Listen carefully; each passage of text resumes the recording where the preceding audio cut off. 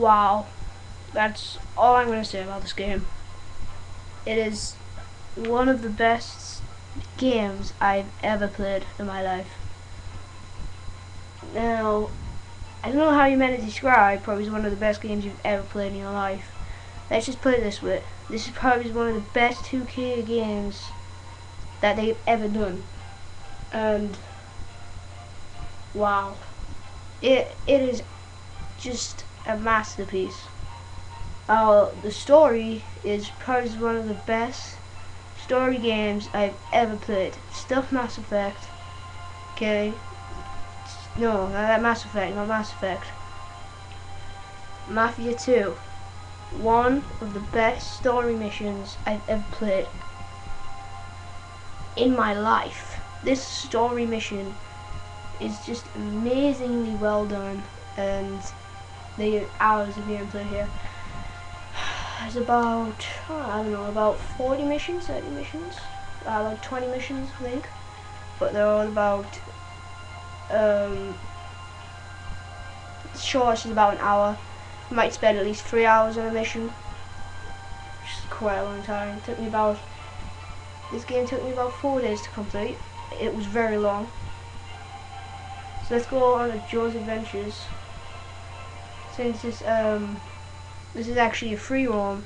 You can free roam on this. You can on the story missions, but it's technically, if you die, you restart a house. But this game is amazingly well done. It is just the way that they planned out this game is just, it's just a masterpiece. I mean, I can't really sum up how many words have popped in my head. This is by far one of the best games I've ever played. Ever played. But first of all, let's go to graphics. One word. Amazing. The graphics are amazing. Especially when the sun is shining. Sometimes you see a bit texture issues, it might like pop off or anything. You can't really see because of the graphics. Yeah, I'll try and edit it a little bit. But sometimes it'll be a little dull and then it will just get outstandingly amazing. Well done graphics. I mean, 2K games normally have a good history of making amazingly good graphics, and also have a history of slipping up a little bit, but thank God they never did it in Mafia 2, and it is probably one of the best 50s games I've ever played too. A lot better than Mafia 1, actually. Mafia 1's an okay game, but it's not nearly as fun as this one. I mean, it's just so well done. You just want to keep playing it. Like, I'm actually thinking about redoing the story and doing walkthroughs, which is actually what I want to do. But the only problem is I haven't got a CapCut, so I'm going to wait till I get a CapCut and do it. So technically, all you're seeing really, or hearing here, is a commentary.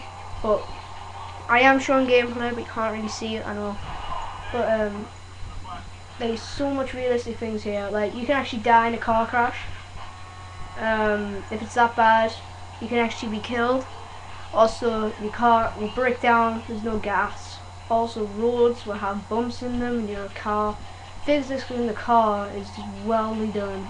Unbelievably well done. Better than Eddie Noir's, put it that way. Eddie Noir's was stiff, more like, than anything else. It was actually really annoying. I expected it to be better than that. I actually did. I thought it would be, I don't know, at some point your car didn't feel like you were driving it, and you could turn corners without the car actually flipping over.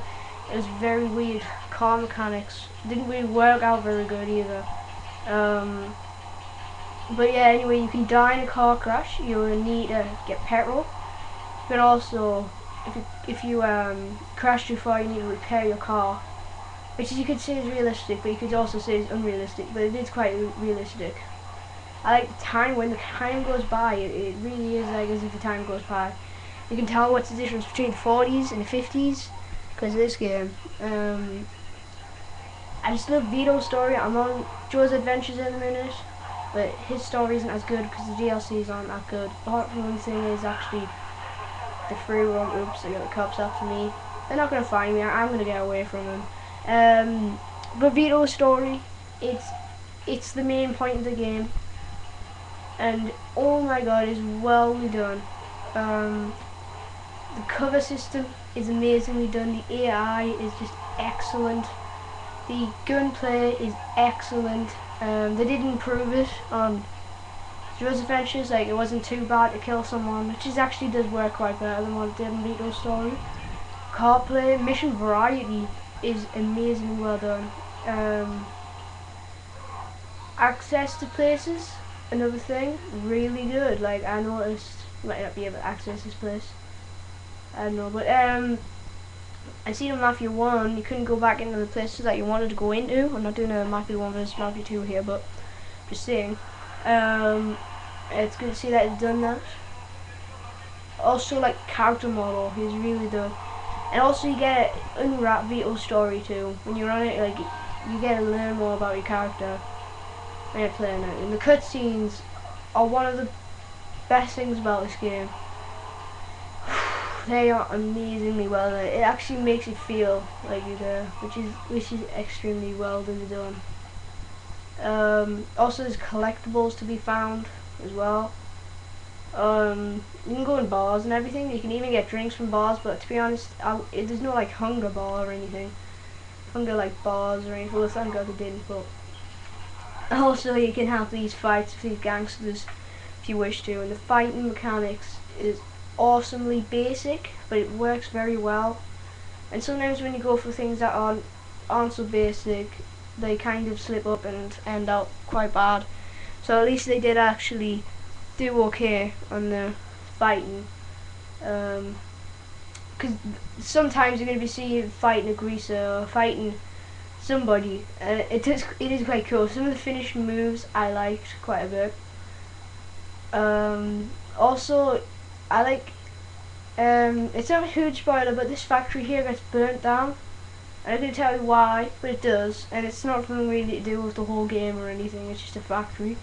But if you ever go to it before then, you can see what it's like, but just after that mission it'll be all burnt, and it won't go back to what it was, but that is actually quite realistic. They might be building on it, which is actually quite cool, because then you can, and then like, a few years later, it'll be back and running as new bricks and tiles, and then they've got it fixed, and there'll be like an unveiling, which is actually really cool, because it's pretty much realistically well done too.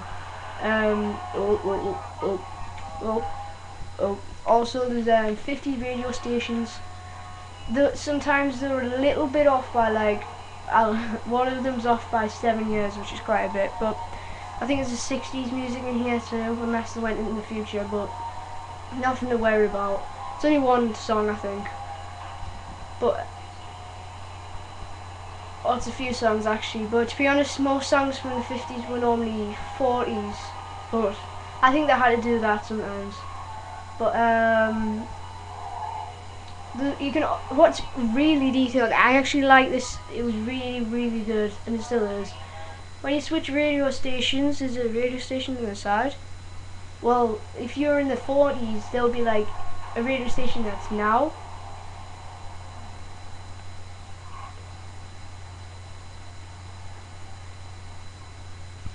Oh yeah, and then there's a radio station that's like older, so you're gonna listen to things like from 1911 and onwards, which is pretty much Mafia. And then, so you're going to be listening to like 40s music, and that was the present.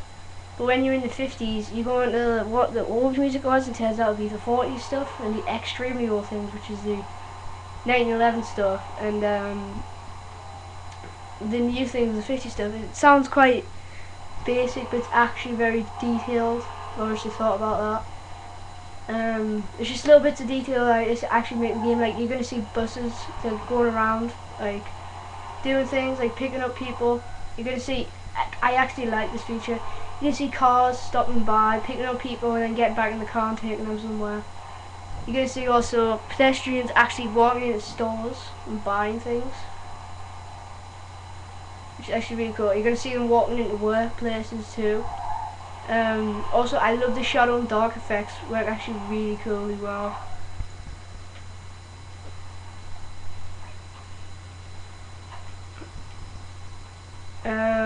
What was I trying to say about this game? Well, what is there to say about this game? Yeah, let's massacre people. That's pretty much all to say about this.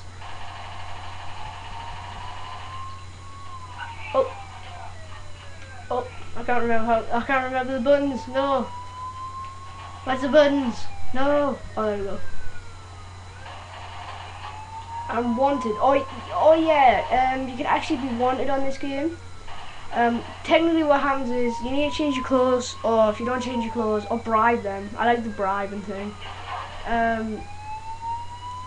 You can technically bribe them, or you can just run away, but I'd probably bribe them if you can. Also, if you're really lucky like me and you're outside a clothes shop, but there's a cop coming through, like here, this is a bit dramatic. Also, if you ever kill, I've noticed this on Mafia 1, wasn't actually there. If you actually kill a cop, there'll be more cops coming in, like reinforcements. Also, you can see people like fleeing from their cars, like Mafia 1. I used to just sit there for some reason, but you're actually going to see them like fleeing from their cars to get cover, because if you're shooting at cars, which is actually really extremely good AI. Also, there's a few Easter eggs on this game. You see this church right here? Well, this was actually involved with the ending of the first game. Yeah, you wouldn't think it since it's pretty much so much long ago, but it is. And I think there's a gravestone where it has spoiler. I'm gonna give you a few seconds. Alright, a gravestone, if you haven't completed the first game, of Sam's name, because he gets killed again, you kill him. I think there is one actually, and this it's not in Lost Heaven anymore. I know I haven't said that. It's not in Lost Heaven, it's in Empire Bay, and I don't know if others are going to comment on this. But they have left open with some Easter eggs for some reason that are technically weird because it's in a different city, but they also is Tommy Anglo's in this. Shame, such a shame. I can say anymore, but you're probably gonna know what happens, and if you don't, then if you don't know, you probably want to complete the game, or if you want me to tell you, I'll tell you. Just skip later on. Technically, Tommy, Vito kills Tommy. Yeah, Tommy Anglo. You know, from the first game. Yeah, well, it's not that big of a story mission. It's pretty much he's just got federals everywhere, and you need to fend them off. Yeah, Tommy Angelo.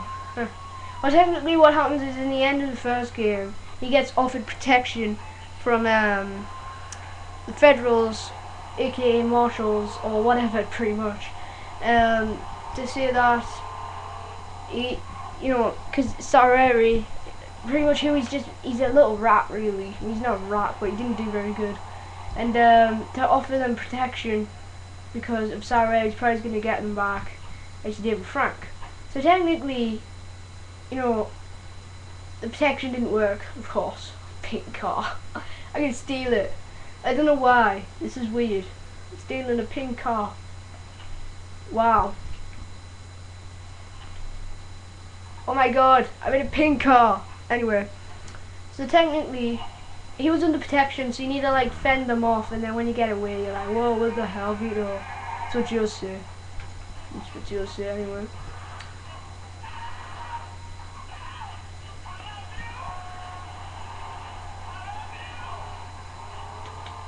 What else should I say?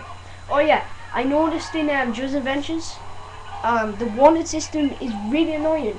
I think I did a video on it. I really can't remember. I think I did. But it was technically just my rant on the wanted system, because it is just terrible. Like, sometimes you just be playing on it, and the wanted system is really annoying. Like, on Joe's Adventures, you shoot one bullet and everyone's running away. They automatically know who you are, what name you are, what you're wearing, and what colour shoes you have. Now really, if someone shot a gun, do you honestly think you're going to look at them, ask for a name, and then go to the cops? No, I don't think you are going to do that. Of course, never ask for a name, but you know, you get it. But